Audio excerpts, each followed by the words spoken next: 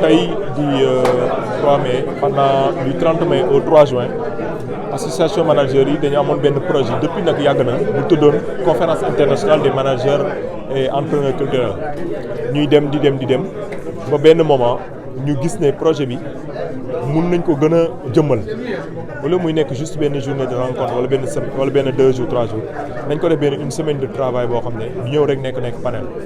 ci lañ xalaatee ak suñu partenaires yi nga xam ne xam nañ leen un peu partout parce que xamoon nañ leen ci ay liggéey yeneen yu dul yi mais lépp ci domaine management mais ci yeneen dëkk ay festival yu ñuy tase wala ay rencontres professionnelles ñuy waxtaanee idée bi ci lañ am xalaat ne nañ def semaine bi la dernière fois massa bi passé association AMA dañ ko invité woon dafa bokkoon ci organisation yi ñu invité woon bi ñu fa demee nag yàlla def nag ñu am chance ñu ñëpp ñu mënoon toog waxtaan boobu nag moo jur lii mais avant ñuy waxtaan foofu dañu créé woon AMA dafa créé woon benn groupe WhatsApp boo xam ne pratiquement ñi ngeen gis ñëpp dëkk yu bëri tamit dañ fa dajawoon ñu ñëpp ñuy waxtaanee événement bi ci biir waxtaan boobu ci lañ gisoon ne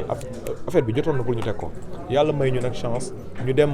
Massa toog fa waxtaanee ko ci lañ ko tënkee fekk boobu association bi jàppoon na date bi nii ñu jël activité bi nii dugal ko ci biir activité AMA bi loolu moo tax ñu def semaine bi nag li nga xam ne moo ko junj mooy fexe ba créer benn réseau professionnel yoo xam ne dañuy mën di liggéey ensemble tout le temps parce que boo xoolee bu baax te loolu constat wu yéen ñi nekk homme de média professionnel yëpp am nañ ko boo leen xoolee bu baax même si dans la sous-région ci suuf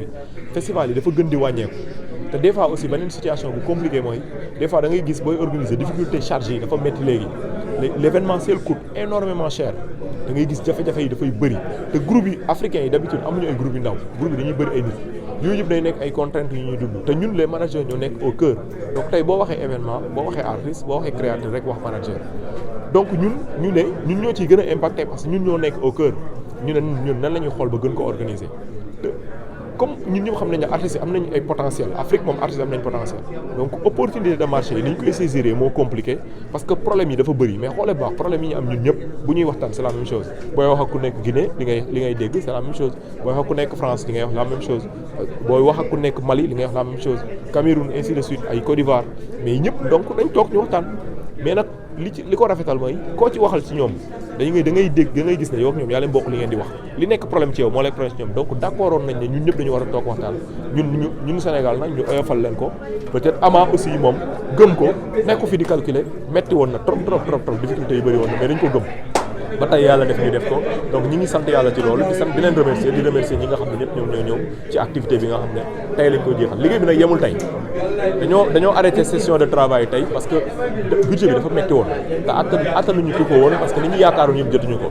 dañuy arrêté travaux général yi tey suba ak gannaaw suba AMA am na siège boo xam ne mi ngi nekk Sacré-Cœur 3 nañ ci salle de formation bu mag salle boobu la ñuy dem invité leen fa ñoom ñu ñëw ñu yeggali travaux yi foofu ñun ak suñu communauté ami yi comme ça bu laa ñuy génn foofu ñoom ñuy ñibbi entre samedi dimanche lundi dina fekk liggéey boobu yëpp ñu tënk ko ci ay këyit nga xam ne ñoom bu ñuy dem dañ koy yóbbu wala bu ñu demee pare ñu yóbbante leen ko ñu mun ko partager ak professionnel nekk en Afrique et dans le monde. ndax gouvernement bi ministre de la culture moo leen jàppale. waaw ministère moom jàppale nañu mën naa ne sax moom mooy partenaire bi nga xam ne moo si jàpp dëgg moom moo si jàpp sax moom moo fi nekk amul keneen le ministère de la culture dem nañ ci ñeneen ñoo xam ne délai bi lañ ñu wax gàtt na ñii nee nañ problème bu budget ñii nee nañ xam nga rek excuse yi moom day bëri yooyu moom tàmm nañ ko dégg Sénégal ñun ay professionnels yàgg nañ fii ñun def nañu ay plus que 27 ans de management xam nañ secteur bi léegi ni muy doxee on va juste se dire que dem nañu amuñu mais je pense que tey wan nañ leen ne leen am na mais am na njëriñ ñu jàppale ñu parce que ku xool li fi nekkoon diggante ci 3 jours yi di nga xam ne ñun defuñu lii pour fo defuñu ko pour buzz ay waxtaan lañ fi def ay atelier de travail ay xam-xam lañ doon échanger te xam-xamu échange yoo xam ne dëkk la je pense que dafa jar a encourager parce que dëkk bi léegi monde bi sax ci boppam moo laaj nit ñi di waxtaan pour xool na la ñuy trouver ay solutions mais aussi di proposer état bi loolu lay def ak yeneen dëkk bu donc war na mën a comprendre acteurs culturels di dem ba commencer di xalaat ni ñuy waxtaanee suñu biir ministère de la culture daf ñu jàppale benn partenaire aussi lañ fi am boo xam ne daf ñu jàppale financièrement bu ITTE ñu ngi rafetlu aussi loolu parce que tamit jàpp nañ ne peut-être loolu aussi dina tax déwén bu ko bëggee defaat ñoom ñëpp ñu gis ne jar na jàpp incha allah on espère que dañ koy defaat bu baax a baax taxaw nañ ci pour defaat ko bu ñu génnee ci lii dañ def bilan bi bu ñu paree ci bilan bi ñu lancé waat projet bi tel ko di remercier presse bi sànq maa ngi gis tooñante yi ku nekk di wax man gisuma sama bopp parce que mënuñu xam ñëpp xam Sénégal aussi dafa boo leen xoolee ñi ci def ñun dañu reconnaissant par rapport ak ñi ñuy jàppale te may remercier une personne boo xam ne moom moo mobilisé média bi tey man ba ma xamee ba tey lu may def dama koy woo médias yi nga xam ne ñoom lañ def ci suñu plaquette bi ñooñu ñooy ñi nga xam ne bi Ama commencé ba léegi ñoom accompagner nañ ñu ci ay initiative mu nekk rek dañ ci jëlloo njukkal la da ngay gis sax dañuy ñëw say événement wala nga woote parce que ñun dañuy partager rek mais da ngay gis ko xam ne dafay ñëw couvrir donc ñun noonu lañ leen xamee du sax dañu xam ñëpp donc je pense que partenariat bi ñu def tey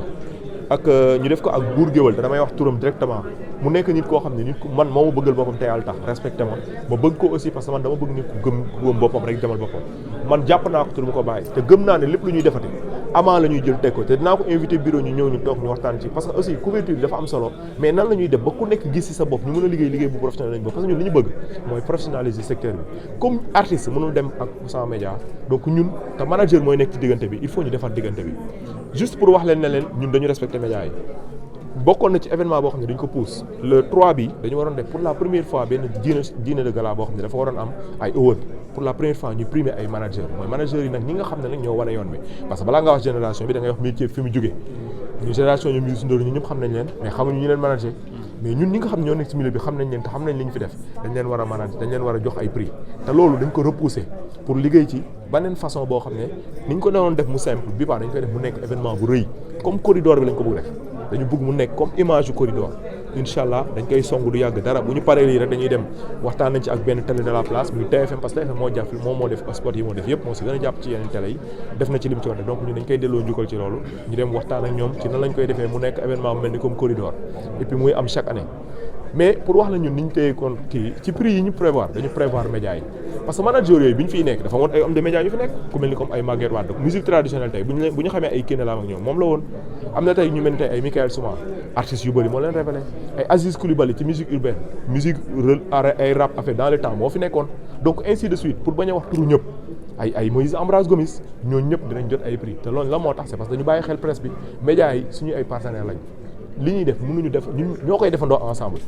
donc ñun gëm nañ ne partenariat bu win-win la moo tax incha allah bokk na ci li ñu war a defaat xool bëgg nañ sax panel yoo xam ne dañuy ñëw toog ñun ak yéen ñu waxtaan parce que incompréhension bi aussi dafay am ak aussi ñàkk xam nan ngay tegee sa tànk boo bëggee approcher média wala yooyu te yooyu bu ñu yoree ay manager da nga leen di former ci lépp te loolu aussi bokk na ci concept table des managers muy projet de formation boo xam ne mi ngi ñëw juste rek c'est ma manière à vous de vous remercier d'être là. léegi ñu bëgg ñëw si semaine internationale pourquoi le soir de Dakar parce que gis nañ fi ay Mali ak ay yeneen dëkk yoo xam ne non ñun ñoo ko bëggoon jël ba pare ñeme dëgër fit ñun ñoo gën a dëgër fit parce que ñëpp ñem nañ ko xalaat nañ ko gis diisaay bi bàyyi ko ñun ne noo dañ koy dem parce que nag la chance que j'avais mooy Ama bëggoon na ko bokkoon na tamit ci suñu projet ñoom dañ ko bëggoon mais ñun dafa bokkoon suñuy projet mais troisième argument bi aussi c'est parce que amoon nañ ay nit de valeur yu nekk suñu accord bëgg ci jàpp ba pare ñu am ministère boo xam ne ñun suñu association je le dis haut et fort ñun dañuy liggéey chaque jour ñun duñ toog 2 wala 3 mois duñ def activité loolu aussi dafa dem ba tax ministère de la culture daf ñu bàyyi xel boobu aussi bokk na ci li ñu oyofalal lu bëri grand théâtre aussi daf ñu ko permettre parce que grand théâtre bu doon dañuy ñëw fii budget bi ñu doon wax ñu dem ak ñoom ci budget boobu duñ ko mun def mais ñoom dañoo gis ne projet bi intéressant na ñoom ñu jël ko grand théâtre ñoom dañ leen non seulement dañ leen di jox espace bi ngeen def mais buy amaat déwén ñun ak yéen ñoo koy defandoo xam nga loolu rek dafa rafet donc loolu yëpp permettre na li tax ñu mun ko def à Dakar au lieu de le faire dans d'autres pays accueil bi waaw yomb na yombul xam nga problème Sénégal moom ñàkk xaalis mooy indi problème c'était pas évident parce qu'il y avait pas tout le budget mais quand même on a été aidé même fi ñu accueillir gars yi au départ gars yi dañ ci comprendre rek am confiance ci ñun def ko et plus tard on a pu payer et c'était bien alhamdulillah ñu siy remercier toute l'équipe qui a travaillé derrière.